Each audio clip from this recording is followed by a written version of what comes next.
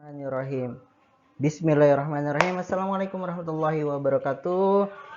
Kita ketemu lagi ya di pembelajaran tematik ilmu pengetahuan sosial, masih di tema yang sama, menjelajahi luar angkasa, subtema keteraturan yang menakjubkan. Nah, ini adalah materi gabungan atau ringkasan materi yang Bapak rangkum dari materi subtema 1, 2, dan 3. Oke, disimak, diperhatikan, dan dipahami.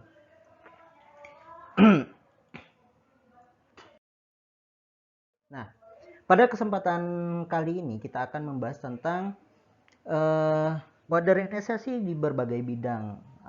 Seiring berjalannya waktu, manusia menemukan berbagai cara untuk memudahkan kehidupannya. Perkembangan teknologi adalah salah satu cara atau salah satu upaya manusia menemukan cara yang paling mudah untuk memenuhi kebutuhan hidupnya. Perubahan zaman menuntut perkembangan teknologi dan cara berpikir berganti, termasuk alat-alat lama diganti dengan peralatan yang modern serta canggih.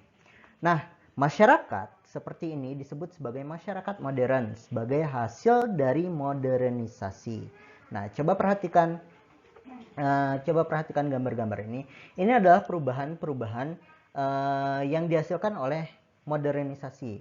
Pada zaman dulu, manusia memanfaatkan tenaga kerbau untuk membajak sawah. Sekarang sudah menggunakan traktor. Kemudian mengetik dengan mesin tik, sekarang sudah punya laptop. Kemudian setrikaan zaman dulu menggunakan arang untuk memanaskan. Sekarang sudah ada setrika listrik yang sangat efisien dan praktis. Pada zaman dulu itu kita mengenal dengan telepon duduk. Sekarang sudah menggunakan smartphone yang semuanya bisa diakses menggunakan smartphone tersebut.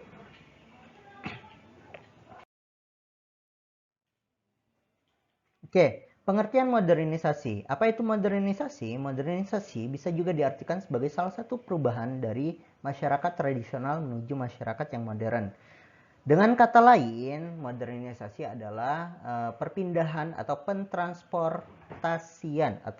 pentransportasi nilai-nilai yang darinya dulu masyarakat tradisional menuju masyarakat yang cenderung lebih mengerti teknologi. Faktor utama penyebab modernisasi adalah perkembangan pesatnya ilmu pengetahuan dan teknologi dalam masyarakat tertentu.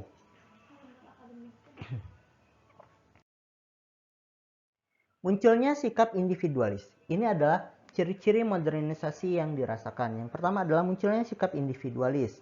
Kemudian terciptanya masyarakat yang beragam atau heterogen, terbuka terhadap perubahan perilaku dan budaya. Kemudian berani menyatakan pendapat tentang lingkungannya sendiri, menghargai waktu, memiliki rasa percaya diri yang tinggi, menjadi masyarakat yang instan. Ini adalah ciri-ciri modernisasi yang dirasakan pada saat ini.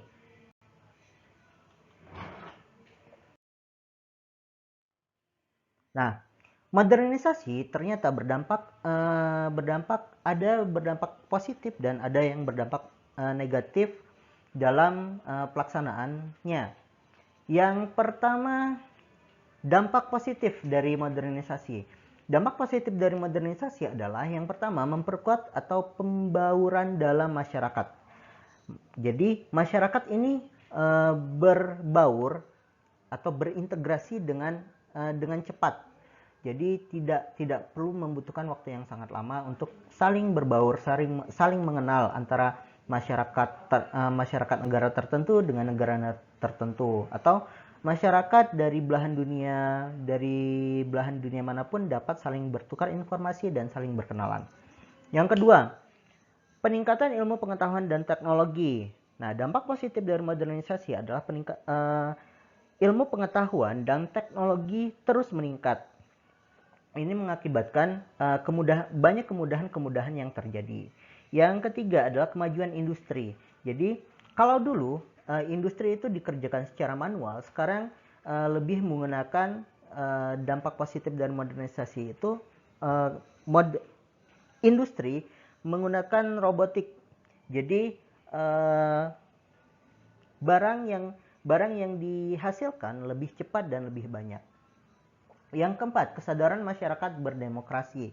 Jadi dampak positif modernisasi ini, masyarakat cenderung lebih demokratis dalam memilih pemimpinnya. Dapat menuangkan pikiran, menyampaikan aspirasinya secara terbuka. Kemudian dampak dari modernisasi juga adalah kemajuan di bidang transportasi. Nah, di bidang transportasi ini sangat amat penting bagi kemajuan di bidang-bidang lainnya. Nah, peningkatan ilmu pengetahuan dan teknologi menciptakan beberapa poin. Yang pertama adalah komunikasi dan informasi, kemudian proses produksi, proses distribusi. Nah, ketiga hal ini adalah faktor yang sangat penting bagi kehidupan masyarakat saat ini. Dengan komunikasi dan informasi yang cepat dapat mempermudah semua proses yang dibutuhkan. Proses produksi, jika makanan atau bahan-bahan atau peralatan yang kita butuhkan diproduksi dengan proses yang cepat, maka kita pun menikmatinya dengan cepat. Distribusi barang dari satu pulau ke pulau yang lain pun sekarang relatif lebih mudah dan lebih cepat. Nah, ketiga komponen ini menghasilkan kemudahan bagi masyarakat di sekitar atau masyarakat dalam suatu wilayah atau suatu negara. Jadi masyarakat lebih praktis, lebih mudah menikmati hal tersebut. Nah, selain berdampak positif, modernisasi juga berdampak negatif bagi kehidupan masyarakat. Yang pertama, terdapat kesenjangan sosial. Kesenjangan sosial adalah perbedaan sosial yang sangat jauh antara si kaya dan si miskin. Yang kedua, pencemaran lingkungan. Modernisasi dengan banyaknya produksi barang, maka pencemaran lingkungan pun semakin banyak. Kemudian terjadi kriminalitas akibat dari kesenjangan sosial, kenakalan remaja akibat kemajuan teknologi dan lain sebagainya. Munculnya pengaruh asing terhadap budaya-budaya lokal. Pengangguran terjadi di mana-mana karena adanya perubahan pekerja dari mengandalkan tenaga manusia menjadi tenaga robotik. Kemudian yang ketujuh, peleburan budaya. Jadi budaya tidak terkadang terkaburkan, mana budaya lokal, mana budaya dari luar. Jadi peleburan budaya sangat amat riskan terjadi. Nah, ini akan menimbulkan konflik. Dampak negatif dari modernisasi ini menimbulkan konflik antara masyarakat jika tidak masyarakat atau pemerintah suatu negara tidak pandai untuk memanajemen atau mengatur masyarakatnya akibat dari modernisasi. Nah, berikut Bapak sajikan dampak modernisasi terhadap budaya masyarakat. Dampak modernisasi terhadap budaya masyarakat itu ada 6. Yang pertama, masyarakat cenderung mencintai produk impor daripada produk lokal. Masyarakat lebih bangga menggunakan produk-produk impor daripada produk lokal. Masyarakat lebih merasa keren menggunakan produk impor daripada produk lokal karena image branding yang dibangun. Yang kedua, masyarakat yang tadinya tertutup atau homogen menjadi terbuka atau plural. Jadi masyarakat cenderung menerima tanpa menyaring informasi budaya yang dibawa oleh masyarakat luar ke dalam masyarakat lokal. Yang ketiga, masyarakat mulai meninggalkan tradisi dan budaya lokal yang pernah ada. Jadi budaya-budaya asing itu akan mengikis budaya-budaya lokal sehingga generasi Z atau generasi yang hidup atau lahir pada tahun 1995 sampai sekarang itu cenderung lebih mengenal budaya-budaya luar daripada budaya-budaya lokal. Banyak anak-anak muda yang lebih tertarik kepada K-pop daripada tarian-tarian tradisional. Banyak anak-anak muda yang lebih cenderung hafal lirik lagu Korea dan lain sebagainya daripada lagu-lagu daerah. Bahkan banyak banyak bahkan banyak anak-anak sekolah, usia sekolah itu tidak mengenal lagu-lagu wajib nasionalnya. Kemudian selanjutnya, yang keempat, masyarakat lebih konsumtif daripada sebelumnya. Jadi bayangkan sekarang kita punya gadget, punya handphone, itu kita bisa mengakses semua informasi, semua apa yang kita inginkan itu melalui gadget. Kita tinggal klik untuk belanja, jadi lebih mudah. Jadi masyarakat cenderung lebih konsumtif daripada sebelumnya. Yang kelima, masyarakat lebih memilih menutup diri dan antisosial. Jadi yang kelima ini, masyarakat lebih cenderung asik dengan gadgetnya, asik dengan dirinya sendiri daripada terbuka di lingkungan sosial.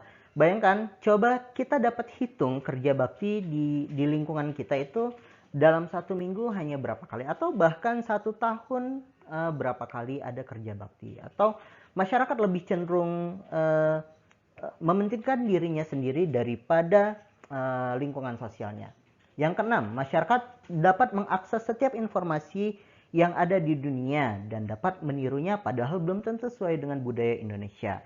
Ini adalah perubahan-perubahan budaya yang dimasukkan dari luar negeri ke dalam negeri atau ke Indonesia. Nah, bagaimana cara menyaringnya? Tentu modernisasi ini tidak bisa kita cegah, tapi kita harus menyaring informasi-informasi yang masuk dari luar negeri itu ke dalam negeri agar tidak ada pengikisan atau nilai-nilai budaya Indonesia yang terkikis atau yang hilang dari yang seharusnya. Pertama, cara menyaring informasi atau cara menyaring dampak modernisasi dalam kehidupan sehari-hari. Yang pertama, menyaring informasi yang tersedia dan sesuai dengan budaya Indonesia. Yang kedua, pemerintah atau komunitas pencinta budaya Indonesia membuat sebuah acara tentang budaya Indonesia yang menarik perhatian masyarakat. Yang ketiga, pemerintah dan industri perfilman membuat sebuah karya film yang sedikit memasukkan nilai-nilai kebudayaan, nilai-nilai luhur negara Indonesia. Yang kelima, masyarakat lebih membuka diri dengan mengikuti gotong royong atau mengikuti berita mengenai kejadian yang sedang terjadi di Indonesia. Yang kelima, koki atau juru masak membuat kuliner Nusantara dengan tampilan yang lebih menarik, lebih elegan, sehingga menarik minat masyarakat untuk berkunjung dan menikmati masakan-masakan Nusantara. Yang keenam, pemerintah membuat aturan dalam sekolah mengenai memasukkan budaya Indonesia dan norma yang berlaku di Indonesia dalam kurikulum pelajaran, sehingga siswa dapat lebih mengenal budaya-budaya serta sikap-sikap yang ada di negara Indonesia. Modernisasi transportasi darat. Transportasi darat masa kini telah menunjukkan kemajuan yang pesat baik transportasi darat dan udara. Sarana dan prasarana.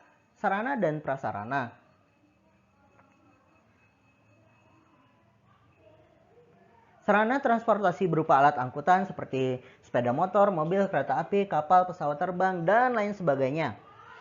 Prasarana transportasi adalah penunjang kelancaran pengangkutan antara lain jalan, jembatan, terminal, stasiun, lapangan terbang, dan lain sebagainya. Transportasi atau angkutan pada masa lalu awalnya menggunakan tenaga manusia. Contoh misalnya dengan cara dipikul, digendong, atau didorong. Lalu berkembang menggunakan tenaga hewan seperti kuda, keledai, dan gajah. Alat transportasinya sederhana baik transportasi darat maupun transportasi air. Nah, alat transportasi darat semula menggunakan tenaga manusia seperti sepeda, becak, gerobak, dorong, dan lain sebagainya. Kemudian berkembang menggunakan tenaga hewan seperti keledai, tarik sapi, delman, dan lain sebagainya. Transportasi laut menggunakan tenaga alam atau angin, yaitu perahu layar. Transportasi laut yang menggunakan tenaga manusia, misalnya rakit, perahu dayung, dan lain sebagainya. Ini adalah modernisasi transportasi. Sekarang jarang sekali kita temukan transportasi itu digunakan oleh tenaga manusia atau tenaga hewan. Modernisasi transportasi darat. Nah, yang pertama tenaga penggerak, tenaga manusia dan hewan. Fungsinya adalah sebagai alat transportasi, contohnya sepeda ontel, delman, dan lain sebagainya. Nah, mengalami perubahan atau mengalami modernisasi dari tenaga manusia menjadi tenaga mesin. Fungsinya masih tetap sama sebagai alat transportasi. Tapi tenaga penggeraknya berbeda dan kapasitasnya pun lebih banyak sekarang. Contohnya dulu delman, sekarang jadi bis atau angkot dengan kapasitas orang yang lebih banyak. Dampak positif terhadap kehidupan masyarakat, memudahkan mobilitas barang atau pergerakan barang dari satu tempat ke tempat yang lain. Kemudian mempersingkat waktu tempuh, memudahkan pendistribusian atau pengiriman barang. Dampak negatif dari kehidupan masyarakat, bagi kehidupan masyarakat, menimbulkan perilaku konsumtif bagi masyarakat, menimbulkan kemacetan, kemudian menimbulkan polusi udara dan suara. Dampak positif terhadap lingkungan lebih tertata, interaksi makin cepat dan mudah. Dampak negatif terhadap lingkungan, menyebabkan polusi udara, menyebabkan kemacetan, ketersediaan minyak bumi menipis, berkurangnya area hijau atau lahan pertanian. Ini adalah dampak negatif dan dampak positif dari modernisasi transportasi darat. Modernisasi transportasi udara. Masyarakat pada zaman dahulu tidak memiliki transportasi udara. Mungkin zaman dulu transportasi udara paling canggih adalah balon udara. Perjalanan dengan menggunakan pesawat terbang lebih cepat dibandingkan dengan angkutan darat atau angkutan laut. Sekarang terdapat berbagai jenis alat angkutan udara, antara lain helikopter, pesawat tempur, serta pesawat penumpang. Bahkan kini manusia dapat menjelajahi angkasa luar dengan menggunakan pesawat luar angkasa. Perlu ditekankan lagi bahwa perkembangan teknologi tidak hanya terdapat pada transportasi saja, melainkan pada seluruh bidang kehidupan seperti militer, kesehatan, komunikasi. Namun, perkembangan teknologi ini lambat laun memiliki dampak negatif seperti polusi udara makin banyak yang diakibatkan oleh kendaraan-kendaraan bermotor. Kita harus bersikap bijak dalam menghadapi perkembangan teknologi ini agar dampak yang ditimbulkan dapat diatasi dan dimanfaatkan sisi-sisi positifnya. Nah, berikut Bapak sajikan tenaga penggerak transportasi air sebelum dan setelah modernisasi. Tenaga penggeraknya masih menggunakan tenaga manusia, tenaga angin. Sekarang sudah beralih transportasi laut menggunakan mesin bermotor. Fungsinya masih sama, masih alat-alat transportasi. Kemudian contoh barangnya adalah rakit, itu digerakkan dengan tenaga manusia. Perahu layar itu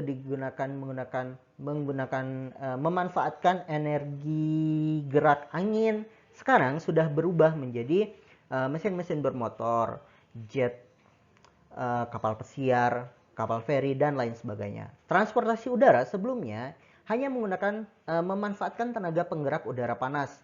Alat transportasinya itu adalah balon udara. Sekarang menggunakan mesin jet. Alat transportasi masih sama fungsinya sebagai alat transportasi. Ada helikopter, pesawat kargo atau pesawat barang, pesawat penumpang, pesawat tempur, pesawat luar angkasa, bahkan sekarang ada pesawat tanpa awak ya, atau yang dikenal dengan drone. Nah, dampak positif terhadap kehidupan masyarakat. Dampak positifnya, biaya transportasi menjadi lebih murah, dapat mengangkut lebih banyak muatan, waktu tempuh perjalanan cenderung lebih cepat. Meningkatkan perekonomian masyarakat. Dampak negatif terhadap kehidupan masyarakat. Tingkat kenyamanan hidup berkurang, terutama pemukiman di sekitar terminal, di sekitar pelabuhan, di sekitar lapangan terbang atau bandara, dan lain sebagainya. Nah, dampak positif terhadap lingkungan, interaksi masyarakat semakin interaktif atau semakin masif, semakin banyak, semakin sering. Kemudian lingkungan lebih tertata, lebih dapat menata lingkungan dengan baik. Kemudian perekonomian masyarakat pun meningkat. Dampak negatif terhadap lingkungan, yang pertama menyebabkan polusi udara. Kita rasakan sekarang dampaknya itu sangat terasa, udara semakin cenderung panas. Berita terakhir itu di Kutub Utara itu berapa ribu ton air, beberapa ribu ton es di Kutub Utara itu sudah mencair dan mengakibatkan global warming, yang mengakibatkan pemanasan global.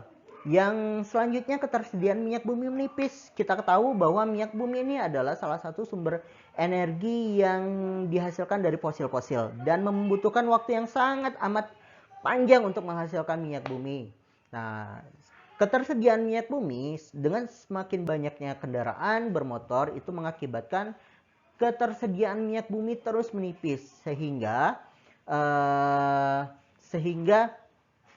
lambat laun minyak bumi akan habis. Yang selanjutnya, berkurangnya area hijau atau lahan pertanian. Sekarang area hijau di perkotaan itu sangat amat jarang.